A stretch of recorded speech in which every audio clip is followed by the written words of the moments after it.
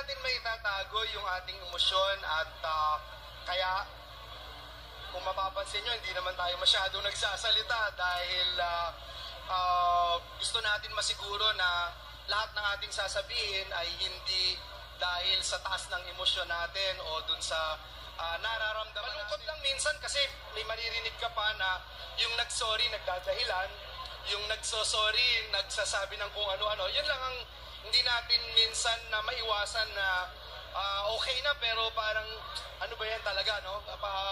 Sana let us move forward and it is what it is. We are all-season politicians. Nanawagan naman si Escudero sa grupo ni Zubiri na huwag ibaba ang bandila ng Senado sa pamamagitan ng pagsasabing pakana umano ng Malacanang ang nangyaring kudeta. Iginit ni Escudero na walang kinatawan ang Malacanang sa Senado at hindi sila bumoto sa resolusyon ng pagsuporta kay Escudero. Okay, ito. Yung balita ng Net25, sinasabi dito na tumitindi ang bangayan at na natataranta na ang Senate leadership dahil itong Solid 7 marami na sa kanila ang siguradong mag-join sa oposisyon. Okay, pakinggan natin ang balitang ito ng Net25 then magbigay ako ng comments. Senado, posibleng sumama na sa oposisyon ang 3 o 4 sa tinaguriang Magic 7 sa Senado. Bagamat nire-respeto ang kanilang desisyon, ang pakiusap naman po ni Senate Pro Tempore Jinggoy Estrada, huwag sana naman po silang maging destructive minority. Mayan Corvera, maghahati ng detalye niya.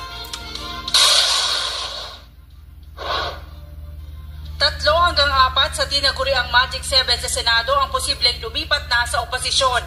Yan ang kinumpirma ni Senador Joel Villanueva matapos ang rigudon sa Senado at pagbibitiw ni dating Senate President Juan Miguel Zubiri. Tinukoy ni Villanueva sina Senador Sani Angara, JB Ejercito at Nancy Binay na posibleng mapabilang sa minority bloc pero wala pa silang pinal na desisyon hinggil dito. Isa lang naman yung hangarin natin paglingkuran ng ating mga kababayan, the best we can. And yun din yung dahilan kung bakit iniisip namin na kung pwede tayong maging minorya, pwede tayong sumama sa bloke ng minority, pwede nating pangunahan ang minority doon sa Senado dahil kung pwede rin na maging yan ang maging susi para mas maging epektibo tayo as fiscalizer. So these are all available options for us. Bukod kina Villanueva, Binay, Angara at Ejercito, kabilang sa Magic 7 sila Senators Juan Miguel Zubiri, Loren Legarda at Sherwin Gatchalian. Aminado ang senador na masama pa rin ang loob nila sa mga kapwa mambabatas na nasa likod at sumuporta sa nangyaring kudeta. Ayon kay Villanueva, handa naman sila makipag-usap sa kampo ni Senate President Francis Chis Escudero pero kapag humupa na ang kanilang sama ng loob. Umapila rin siya sa mga kasamahan na itigil na ang pagbibitiw ng masasakit na salita hinggil sa nangyaring kudeta sa Senado. Hindi naman natin maitatago yung ating emosyon at kaya kung mapapansin nyo, hindi naman tayo masyadong nagsasalita dahil gusto natin masiguro na lahat ng ating sasabihin ay hindi dahil sa taas ng emosyon natin o dun sa nararamdaman natin, no? Especially after giving our best, talagang masakit pa rin, no? Masakit pa rin dahil we walked the extra mile and we were burning literally midnight oils in working very hard. Kayo, more than anyone, the Senate media would know very well kung sino yung mga nag-overtime, nagtatrabaho lagi doon sa Senado. And yet, ganun pa rin yung nangyari, no? Malungkot lang minsan kasi may maririnig ka pa na yung nagsorry nagdadahilan, yung nagsosorry nagsasabi ng kung ano-ano. Yun lang ang hindi natin minsan na maiwasan na okay na pero parang ano ba yan talaga, no?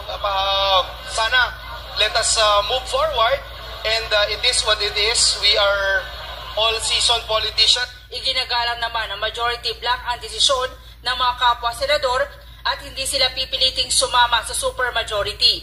Pero apela ni Senate President Pro Tempore Jinggoy Estrada, sana wag silang maging destructive minority. That is their option. No one can prevent them from joining the minority bloc. that's quite interesting. The more debates,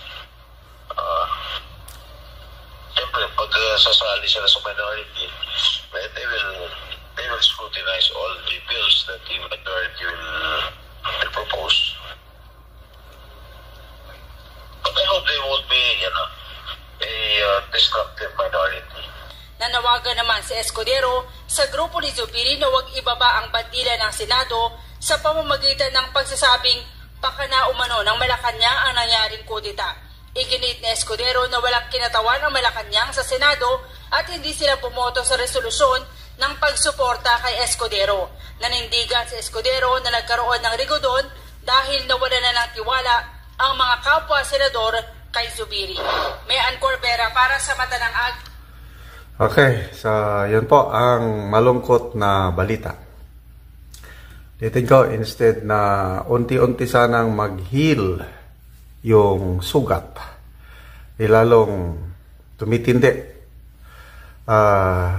I agree yung sinabi ni Senator Villanueva na merong mag-sorry, lang kung ano-ano pang dahilan at nagbibiti pa ng masakit na salita. Nabantayan ko isang pronouncement ni Senator Escudero, yung wala pa namang luhang tumutulo, na parang nang aasar. Sabi ko, kung ako ang makarinig niyan, ako yung kasama sa Sulid 7, tapos ganun na, wala pa namang luhang tumutulo, masasaktan ako. Baka ito yung tinutukoy ni Senator Villanueva na magsabi pa kung ano-anong masasakit. Okay? So, lalong tumitindi ang pangayan. At yun na. Ilan na yung konfirmado na magsama, 4 na eh. Angara,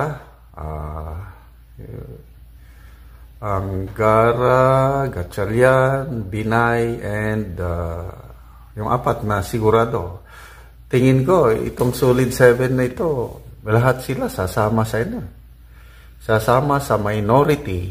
At pag nangyari yan, malaking sakit sa ulo ng Senate leadership at pati na rin itong administrasyon ni PBBM. Pero tatagal na ngayon ang pagpasa ng mga bills. Kasi bubusisihin ng dati 2 lang. Madagdagan ng 4. Di maging kung madagdagan ng 7, di lalo na.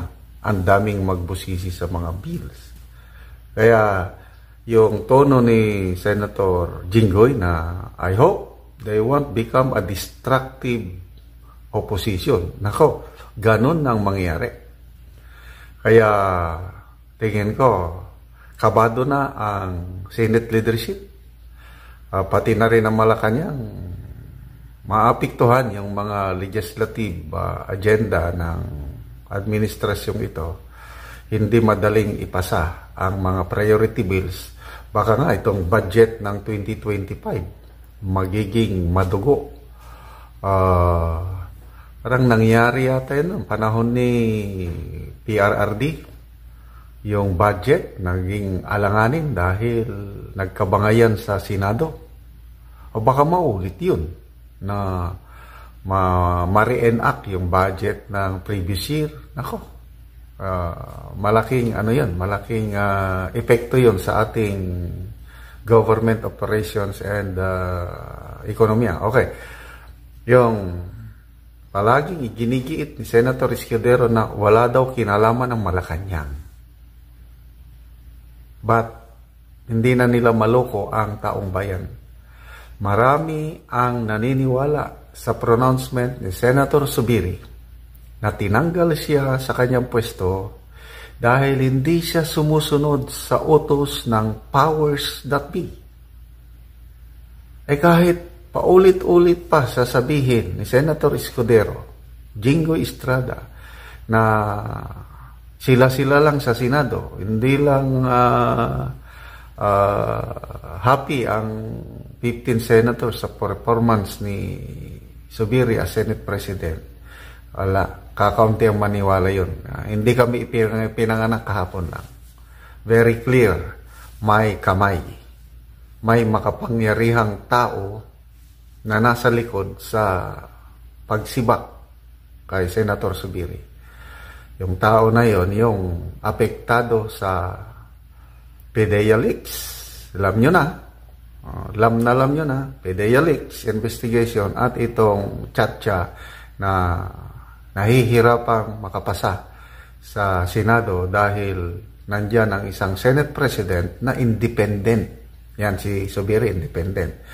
So, I just hope itong bagong Senate President, panindigan niya yung palagi niyang sinasabi na anti-Chatcha siya. Pag ginawa niya yan, sasaludo ako kay Escudero. Kailan kung bumaliktad? Wala na. Lahat puros ko na lang. Alam niyo na. So, good luck sa Sulit 7. Sana gabayan kayo ng Diyos, ng inyong konsensya, kung anong gagawin nyo pag-resume ng session ng Senado. But alalahanin nyo lang ang taong bayan na huwag sanang mag-suffer na kung anumang decision, opposition ba kayo, minority bloc ba, o maging independent.